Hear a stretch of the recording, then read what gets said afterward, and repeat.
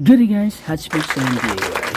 Guys, today's episode po ay magre-replace po tayo ng fender liner sa front ng ating Kia Picanto. So, ayan, ito po yung ating bagong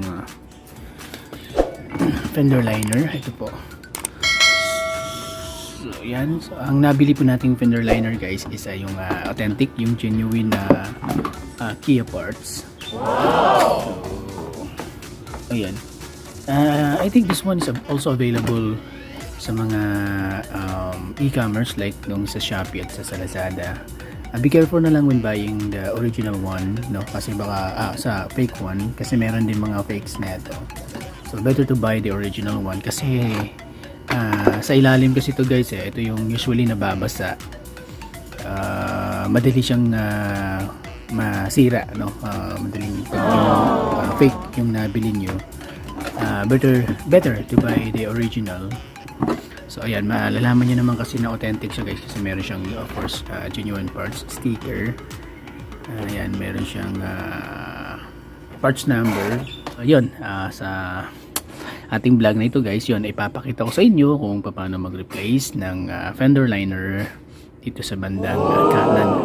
Ito, ayan, papakita ko sa inyo guys. Ito po yung ating medyo madilim. Lagyan natin ng ilaw guys. Ayan guys, as you can see dito sa may bandang likuran, yan, eto meron pa siyang fender, pero pagdating dun sa dito sa gitna, ayan, dito sa gitna dito na siya nabali, naputo hanggang dito. Ayan, as you can see exposed na yung ating sa wiper, yung sa water. Ayan, so exposed siya. So talagang dapat na talaga siyang bigyan ng dapat talaga may cover dito guys kasi ang tendency nito guys is possible na mabasa yung mga connectors, lalo na yung ito, yung motor ng water sprinkler doon sa windshield. Baka mas malaki pa yung magiging problema. Ayan, so kailangan natin siyang matabunan dito o malagyan ng fender liner. But itong ating fender liner guys is set na siya, so i-remove din natin tong yung kanyang existing na fender liner. Ito, sira na rin kasi siya. Ayan, so main cause nito guys kung bakit nagkaganito, nasira yung fender liner, sumabit yung fender liner dito sa ilalim sa gutter. So pagkasabit niya nahila. So yun, kasi split type na siya guys. Yan, papakita ko sa inyo. Ayan, so split type siya. Ayan, naka-split siya dito. So ito na lang yung natira na part. So dito ito yung sumabit na ito. Sumabit sa gutter. Pagkatras, nahila. So yun, talagang tanggal lahat ito. So nasira siya. Yan, be careful talaga tayo sa gutter guys kasi madaling matanggal yung mga under chassis parts ng ating sasakyan, lalo na yung mga plastic parts. Ayan, so guys, ayan, so simulan na nating ikabit.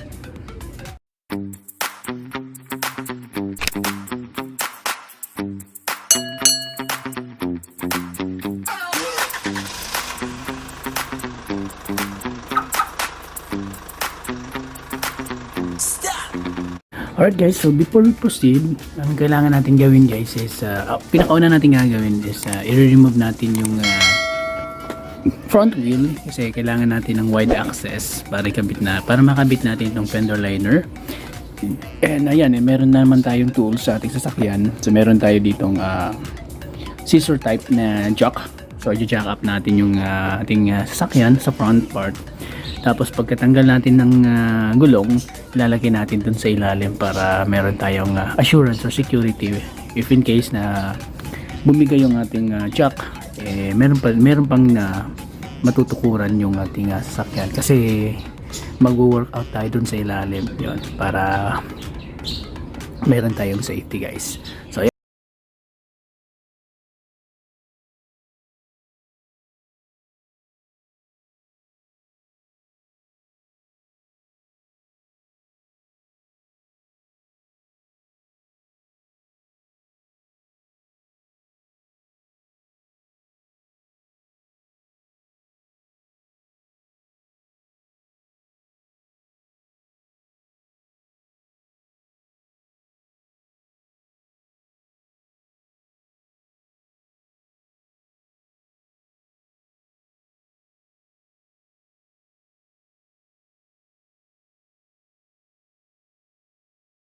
up the front part of the car.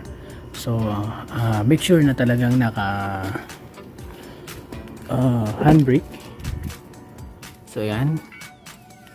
Alright, so naka handbrake siya guys, and ilalagay natin to sa sa first gear.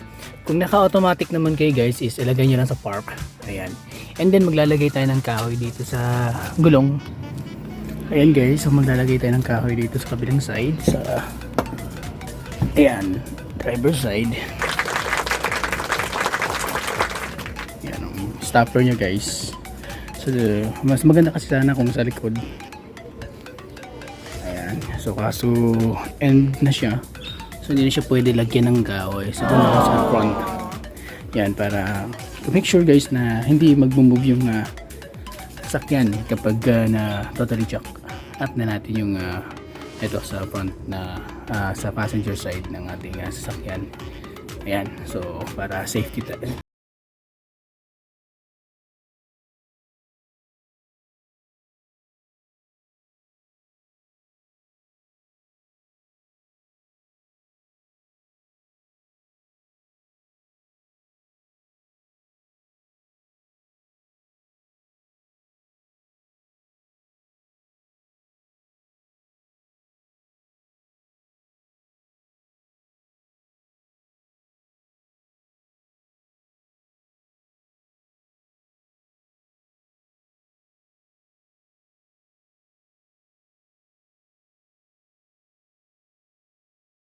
Yung wide access dito sa fender liner.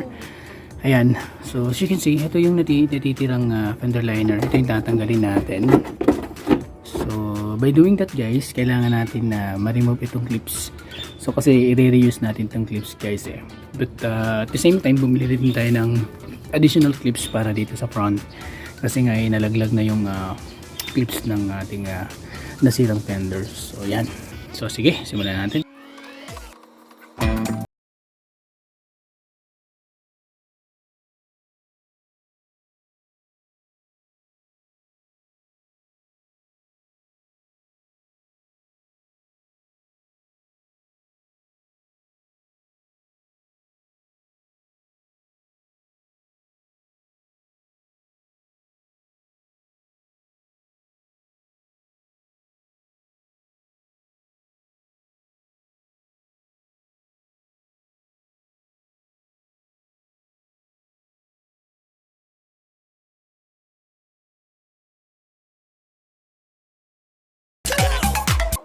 Guys, natanggalan natin yung existing na putol na fender flare, fender liner ng ating Picanto. So ito na po yung itsura niya guys. Ayan. So dito guys, as you can see, meron siyang na-build up na mga putik dito. Yan yung problema. So yan, ganito ka-importante yung fender liner ng sasakyan guys, kasi para maiwasan natin yung pagbi-build up ng putik, and susunod niya guys is yung rust na o yung kalawang. So yan, mas malaking problema kapag kinalawang na yung ating sasakyan. So mas malaking repair yan. So ngayon, ang gagawin natin is tatanggalin muna natin itong putik na dumikit o nag-build up dito banda sa may bandang ilalim.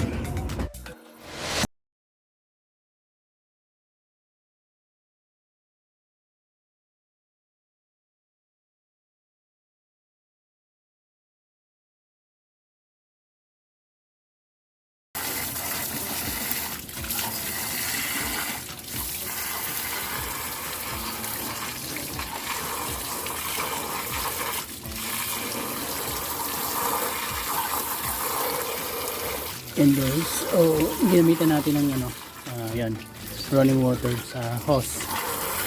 So, pwede rin kahit tabo. Kasi importante is matanggal nyo yung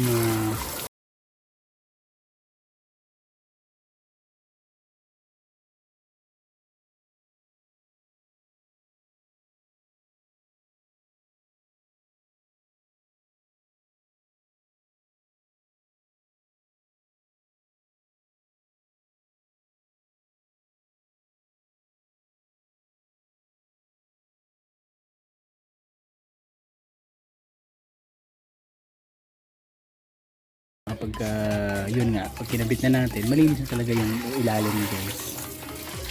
Yan. Yan. Ito ko yung kalimitan talaga na madaling makalawangin ng sasakyan.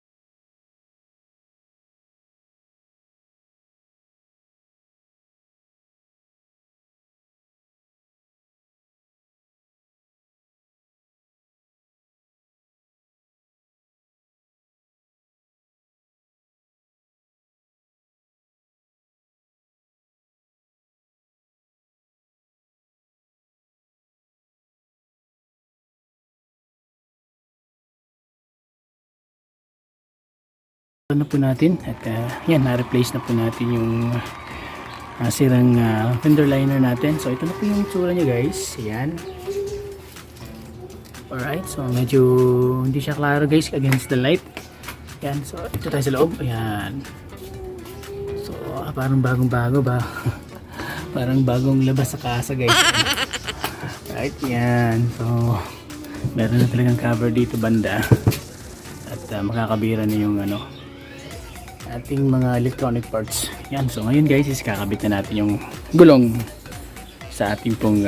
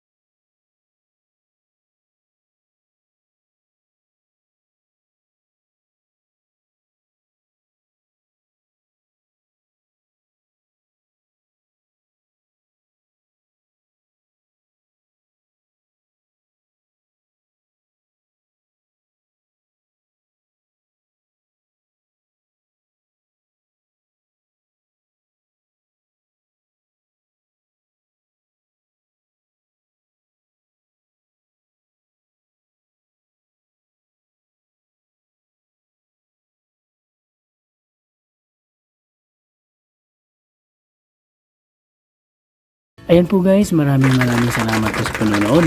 I hope you do enjoy watching this video at may natutunan po kayo sa ating episode na ito kung paano magkabit at mag-replace ng fender liner front, fender liner ng inyong Kia Picanto. So guys, sa mga bago pong viewers natin, sana po makapag-subscribe kayo sa ating channel at please do consider to like and share itong ating video. And then pakihit na rin po ang notification bell para updated kayo palagi sa ating mga bagong videos na i-upload. Thank you for watching and have a nice day.